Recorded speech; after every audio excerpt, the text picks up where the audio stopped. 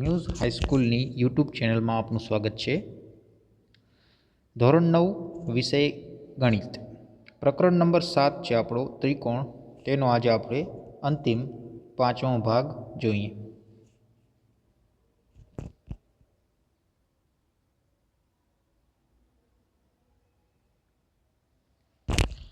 આ પ્રકરણમાં આપણે જેટલા મુદ્દાઓ શીખ્યા છીએ તેનો સારાંશ જોઈએ. નંબર 1, જો બે આકૃતિના આકાર અને કદ સમાન હોય તો બે આકૃતિઓ એકરૂપ કહેવાય. નંબર 2, સમાન ત્રિજ્યા ધરાવતા બે વર્તુળ એકરૂપ કહેવાય. નંબર 3, સમાન બાજુ ધરાવતા બે ચોરસ એકરૂપ કહેવાય. નંબર 4, જો સંગતતા A ને અનુરૂપ P હોય, B ને અનુરૂપ Q હોય અને C ને અનુરૂપ R હોય તો બે ત્રિકોણો ABC અને PQR એકરૂપ હોય તો તેને સંકેતમાં ત્રિકોણ ABC એકરૂપ ત્રિકોણ PQR વડે દર્શાવાય છે. નંબર 5, જો એક ત્રિકોણની બે બાજુઓ અને અંતર્ગત ખૂણો બીજા ત્રિકોણની બે બાજુઓ અને અંતર્ગત ખૂણાને સમાન હોય તો બંને ત્રિકોણ એકરૂપ થાય, જેને આપણે એકરૂપતાની બાખુબા શરત કહીએ છીએ.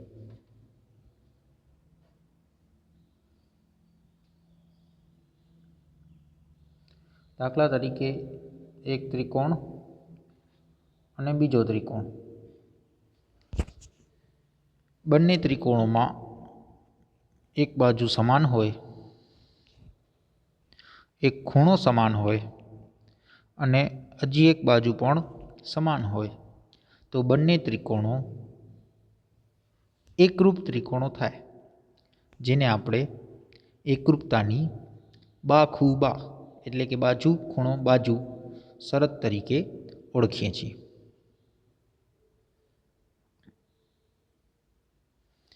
ત્યાર પછી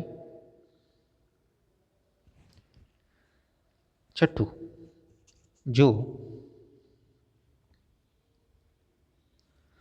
જો એક ત્રિકોણના બે ખૂણાઓ અને અંતર્ગત બાજુ બીજા ત્રિકોણના બે ખૂણા અને અંતર્ગત બાજુને સમાન હોય તો આ બંને ત્રિકોણ એકરૂપ થાય, જેને આપણે એકરૂપતાની ખૂબાખૂ શરત તરીકે ઓળખીએ છીએ.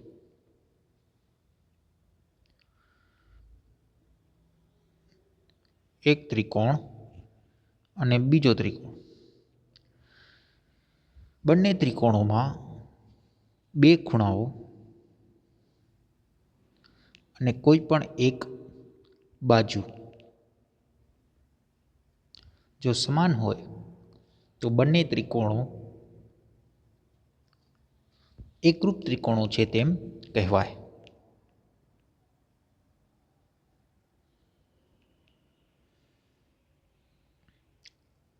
નંબર 7,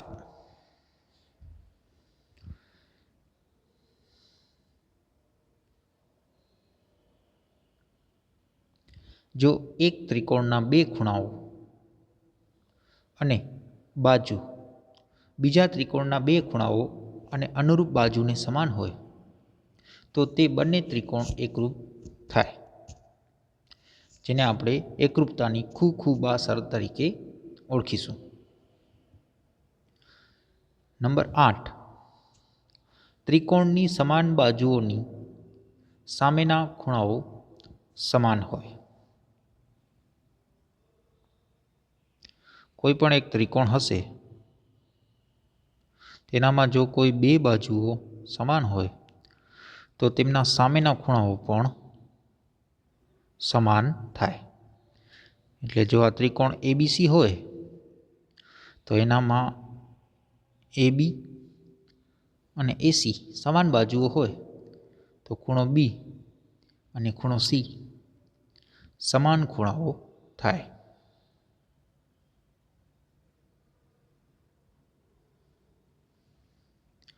નવમો, ત્રિકોણના સમાન ખૂણાઓની સામેની બાજુઓ સમાન હોય.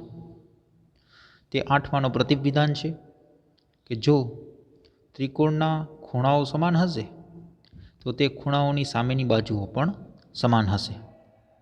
નંબર 10, સમબાજુ ત્રિકોણનો દરેક ખૂણો 60° હોય છે. જો ત્રિકોણ સમબાજુ હશે તો તેનામાં દરેક ખૂણો 60° મળે. નંબર 11, જો એક ત્રિકોણની ત્રણેય બાજુઓ બીજા ત્રિકોણની ત્રણેય બાજુઓને સમાન હોય તો તે બંને ત્રિકોણ એકરૂપ હોય, જેને એકરૂપતાની બા શરત કહેવામાં આવે છે. ત્રિકોણ એબીસી અને ત્રિકોણ પીક્યુઆર, જેનામાં AB સમાન PQ, BC સમાન QR અને AC સમાન PR હોય તો ત્રિકોણ ABC અને ત્રિકોણ PQR એકરૂપ ત્રિકોણો છે તેમ કહેવાય.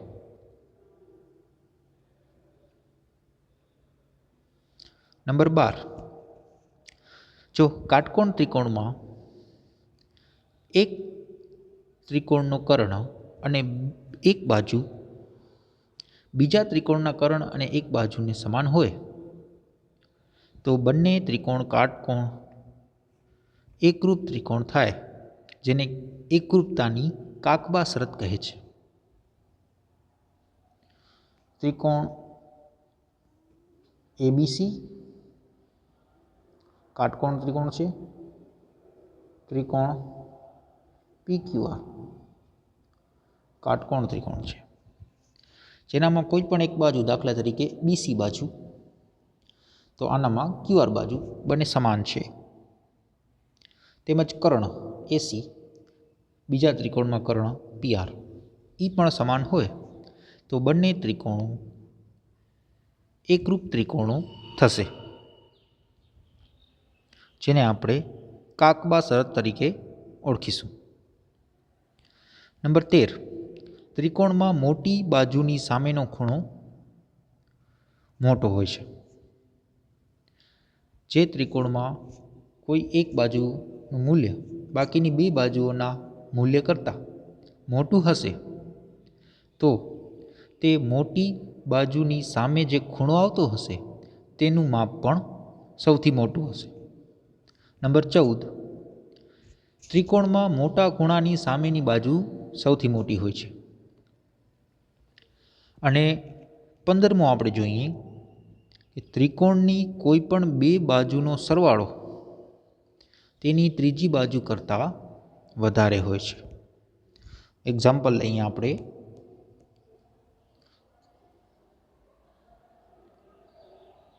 ત્રિકોણ એ બી સી, જેનામાં એબીનું મૂલ્ય છે 3, બીસીનું મૂલ્ય છે 4 અને એસીનું મૂલ્ય છે 5. 15મા વિધાનમાં એમ કહેલું છે કે ત્રિકોણની કોઈ પણ બે બાજુનો સરવાળો તેની ત્રીજી બાજુ કરતાં વધારે હશે. આપણે બે બાજુ લઈએ તો 3 અને 4નો સરવાળો 7 થશે, જે ત્રીજી બાજુ કરતાં મોટો છે. એવી જ રીતે જો આપણે 4 અને 5નો સરવાળો લઈએ એટલે 9, તે ત્રીજી બાજુ એટલે કે 3 કરતાં મોટો છે. તો આવી રીતે ત્રિકોણની કોઈ પણ બે બાજુઓનો સરવાળો તેની ત્રીજી બાજુ કરતાં વધારે જ હશે.